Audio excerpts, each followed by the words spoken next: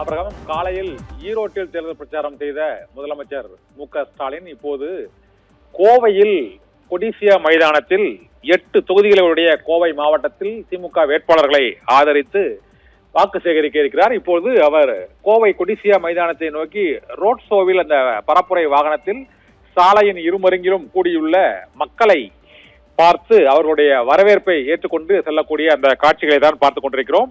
கோவை தெற்கு தொகுதியில் இந்த முறை கரூரில் இருந்து கோவைக்கு பொறுப்பாளராக கொங்கு மண்டல பொறுப்பாளராக பொறுப்பேற்றுள்ள செந்தில் பாலாஜியின் ஏற்பாட்டில் இந்த மிக பிரம்மாண்ட வரவேற்பு கோயம்புத்தூரில் முதலமைச்சருக்கு முதல் பரப்புரை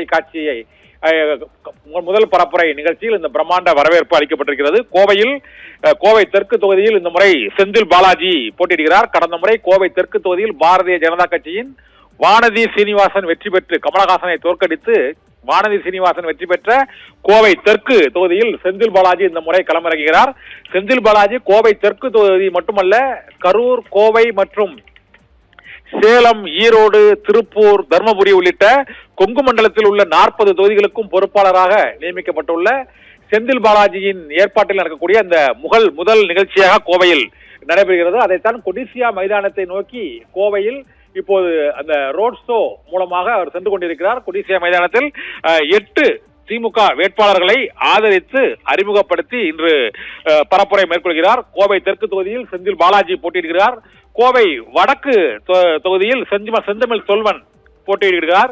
இதே போல தொண்டாமுத்தூர் தொகுதியில் என்ஆர் கார்த்திகேயனும், கிணத்துக்கடவு தொகுதியில் சபரி கார்த்திகேயனும், மேட்டுப்பாளையம் தொகுதியில் கவிதா வேட்பாளராக அங்கு களமிறங்கி இருக்கிறார். சூலூர் தொகுதியில் தளபதி முருகேசன், பொள்ளாச்சி தொகுதியை பொறுத்தவரை கொங்குநாடு மக்கள் தேசிய கட்சி ஈஸ்வரனின் கொங்குநாடு மக்கள் தேசிய கட்சியின் நித்யானந்தன் அங்கு போட்டியிடுகிறார். வால்பாறை தொகுதியில் குட்டி என்ற சுதாகர் போட்டியிடுகிறார். இந்த 8 வேட்பாளர்களையும் கோவை மாவட்டத்தில் உள்ள இந்த 8 சட்டமன்ற தொகுதிகளிலும் போட்டியிடும் திமுக மற்றும் கோமதேகா உள்ளிட்ட கட்சிகளின் வேட்பாளர்களை ஆதரித்து வாக்கு சேகரிக்க சென்று கொண்டிருக்கும் திமுக தலைவர் முதலமைச்சர் மு.க.ஸ்டாலின் இப்போது கொடிசியா மைதானத்தை நோக்கி அங்கு அந்த 8 வேட்பாளர்களையும் அறிமுகப்படுத்தி அவர்களுக்கு உதயசூரியன் சின்னத்தில் 8 வேட்பாளர்களும் உதயசூரியன் சின்னத்தில் தான் போட்டியிடுவதாக அறிவிக்கப்பட்டிருக்கிறது. அதில் கொங்குநாடு மக்கள் தேசிய கட்சியின் வேட்பாளரும், பொள்ளாச்சி தொகுதியில் அவர் கொங்குநாடு மக்கள் தேசிய கட்சியின் வேட்பாளரும் உதயசூரியன் சின்னத்தில் தான் போட்டியிடுகிறார்.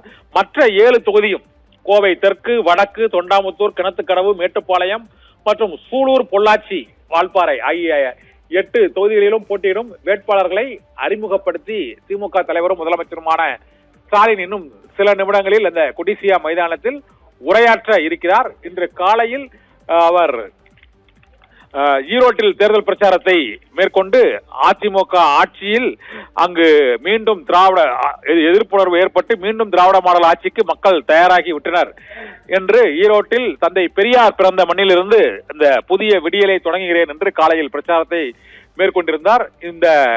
இதை தொடர்ந்து கொங்கு மண்டலத்தில் உள்ள மிக முக்கியமான கோவையில் இன்று இந்த பிரச்சாரத்தை இப்பொழுது திமுக தலைவரும் முதலமைச்சருமான மு.க.ஸ்டாலின் மேற்கொள்ள இருக்கிறார். அந்த காட்சிகளை தான் இப்போது பார்த்துக் கொண்டிருக்கிறோம்.